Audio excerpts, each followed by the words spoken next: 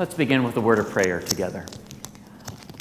Gracious God, may the words of my mouth, the meditations of all our hearts be acceptable to you, our strength and our Redeemer. Amen. Many years ago, I attended a conference, and the main speaker of the conference, her name was Karen Armstrong, and some may know that name. She is a scholar and writer of world religions. She's written several books about world religions. And one of the things I admired in her reflections on that particular day is she was promoting a new book about the writings about God. Is she was talking about humanity. And she was saying that the world is so diverse with different cultures and religions and ways we understand the world. But she said, unless we learn more about the cultures and religion of the world, we will not understand ourselves. It says, when we dare to risk knowing someone else that might be different from us, we discover in the end that person that was so different is far more similar if we dare give that person a chance. The people that believe differently, or so we think, that we find far more in common across our religions and across our cultures than we find that's different from one another. As I thought about that experience with Karen Armstrong, maybe think a little bit about the nature of friendship that we find in the Harry Potter series. The nature of people coming together that maybe would not have ever thought they would have been friends at the beginning, but ends up becoming friendships that stand the test of time and experience and hardship. The scripture text that Maureen reflected for us today is an interesting one in the Gospel of Mark. Jesus is in a home. The people know he's there, and the crowds are pretty significant. You can imagine a small little house, maybe kind of a one-room house, and it's known that Jesus is in that place, and people are crowding in. Have you ever been in the center of the crowd? You almost feel like you can't breathe when you're in the center of one of those big crowds. So crowded in, and at one time there is a group of friends, and their friend is immobile, can't move on their own. And they heard Jesus was nearby, and their quest was to get their friend to Jesus. And they felt like if we can just get our friend to Jesus, Jesus, we have heard, heals people, takes care of people. If we just get our friend to Jesus, maybe our friend will be healed and taken care of in some way. They put their friend on a mat. They each get a corner of the bars that hold the mat as they're headed to the house where Jesus is. And when they get there, maybe a little disappointment. If you ever have had mob mentality, you can't really kind of say, can you please let us through? We've kind of got a special circumstance here. Well, we were here first, and we want to see Jesus too. And I can just imagine all the conversations in the crowd. And maybe more than anything, it's maybe disappointment. We came all this way to see Jesus. Will we even get to see him? And as Maureen shared in the text, next time we know, these four gentlemen somehow elevate this man on the mat up on the roof of the house. I'm sure they went to the back side of the house. I'm sure the crowd wasn't too big on the back side of the house. I mean, they may be trying to listen in through the wall. Who knows? They lift him up on the roof. And I try to imagine this scene as Jesus in this house teaching and reflecting, and then dirt clods begin to fall on his head in various places. And what's going on? Is the house collapsing? And he looks up and he sees a face through the hole of the roof. And next thing we know, they're kind of digging the hole open even bigger, and so much they can lower this mat down on the ground. And I'm sure everyone that's in the house, that's in the doorway, thinking, what in the world is going on? And Jesus sees the determination and the faith of these friends that brought this person that could not move to the presence of Jesus. And Jesus there on the spot simply says, just by the observation of the friendship, says, your friend is taken care of. Your friend can walk. Your friend is healed. And that's some pretty powerful friendships, to go all those lengths to make sure that their friend gets to Jesus. When I've thought about all the Harry Potter books, one of the things that's consistent through all of them, there's all kinds of cool characters all throughout the novels, but the primary characters are Harry, Ron, and Hermione and all their adventures. But if you look at the very first book or the first film, if you're kind of a book reader or a movie watcher, and the movies don't really do justice to the books, but one of the things we discover at the very beginning of the very first book is this grouping of three people trying to find their way. Harry Potter has a past he had no idea that he had, living with relatives, no parents, feeling like life was pretty sour based on his viewpoint of life at that time, until it's discovered that he is the son of wizards, and that there's this wizard school called Hogwarts he gets to go to, and totally, what am I doing? Where am I going? What's happening?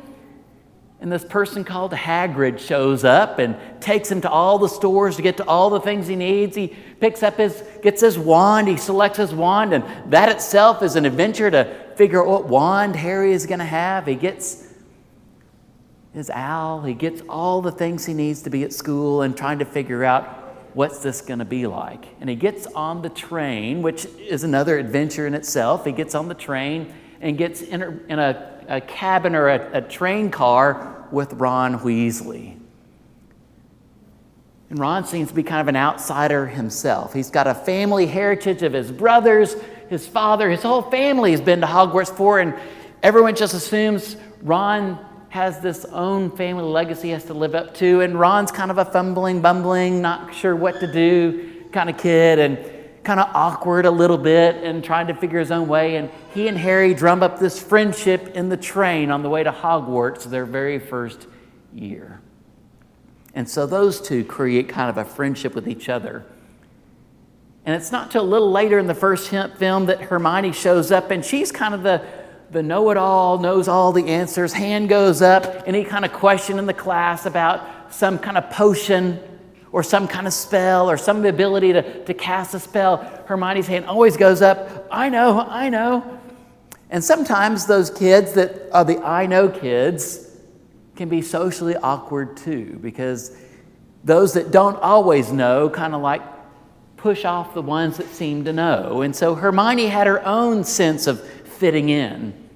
And so there were these three awkward kids trying to figure out world in Hogwarts, and they form this friendship. And Hermione's friendship to Ron and Harry doesn't really happen in the first film until they have to battle a troll in a bathroom.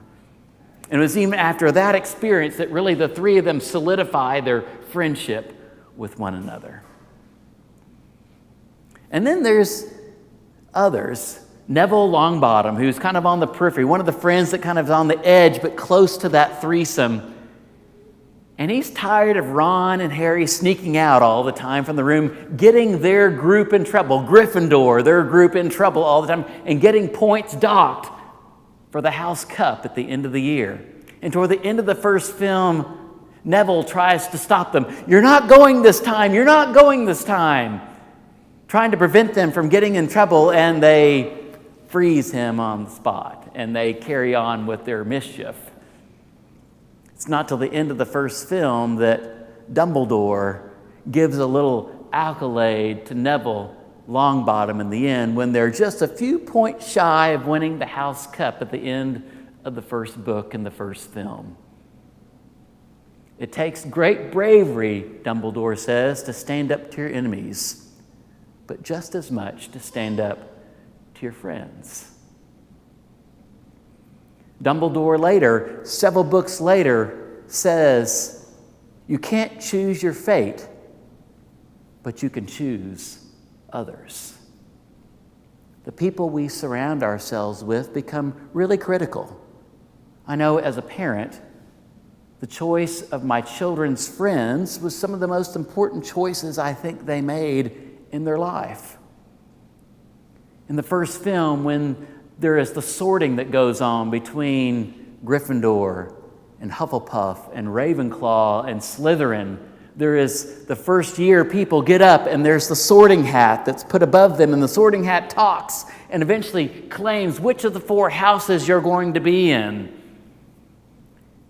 And when Harry is underneath the sorting hat, he's already begun to discern, even in a small way, which groups of people he wants to be most aligned with. And when he's under the hat, he's saying, "Not Slytherin, not Slytherin." I mean, he's saying it thinking, "I don't want to be there." And the hat's saying, "Slytherin, you could be great there too." And he eventually says Gryffindor, and there's this sigh of relief, this facial expression. You can almost feel it as he is given the opportunity to be in Gryffindor. The same house that Hermione and Ron in, solidifying that relationship that strengthens the 3 of them in a significant way. And all along, there are little hints about friendship and what they mean. The evil they have to endure is Voldemort, the one that shall not be named. And at one point later in the series, Voldemort is saying to Harry, "You are weak. You are weak." And Harry, in a very weakened state, says, "No, you are weak, for you will never get to experience friendship or love." This power of relationships become important in the life of a community, the life of close friends. Sirius Black, who's one of the characters in the film we learn more about in The Prisoner of Azkaban, the 3rd film.